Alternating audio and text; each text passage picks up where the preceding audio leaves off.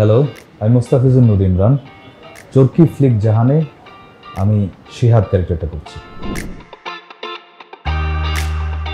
জাহানের গল্পের plot very interesting.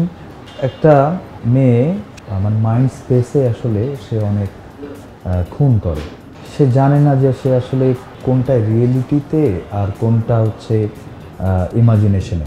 So এই ক্রাইসিসটা নিয়েই আসলে এই গল্পটা দানা বাঁধে আর কি, এবং চলতে থাকে। জাহানের শিহাব ক্যারেক্টারটা হচ্ছে ভেরি কেয়ারিং হাজব্যান্ড। সে জাহানের হাজব্যান্ড শিহাব, চাকরি করে, বউকে খুব ভালোবাসে, মেন্টাল হেলথটাকে খুব গুরুত্ব দেয় এবং টেক কেয়ার করে।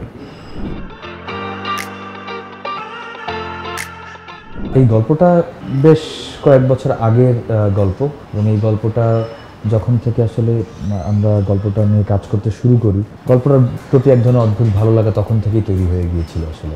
ফাইনালি এটা people will see. Atiq Zaman as a director very good, as a human being very good person. কাজ করতে গিয়ে ভয়ানক ভালো লেগেছে, এবং আমার মনে হয় আতিক জামান ভিজুয়াল স্টোরি টেলিংয়ে ডে বাই ডে আরও ইমপ্রুভ করবে এবং আরও ভালো কাজ করবে। নাজিয়া হক অর্ষা, জাহান, এই সিনেমাটা জাহানের সিনেমা। As an actor Nazia Haque অর্ষার সঙ্গে পারফরমেন্স করাটা একটা এক্সপেরিয়েন্স অফ অ্যাক্টিং।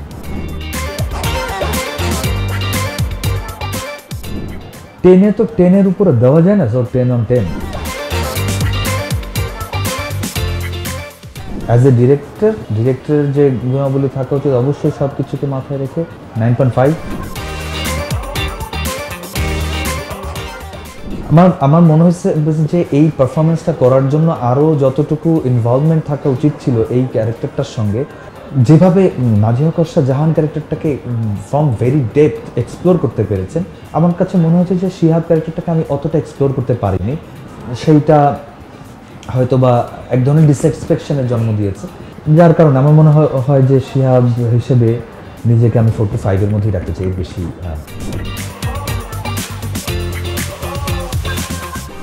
চরকির সঙ্গে আমার সাহস, এই মুহূর্তের কোথায় পালাবে বলো রূপবান, বাংকার বয়, জাহান।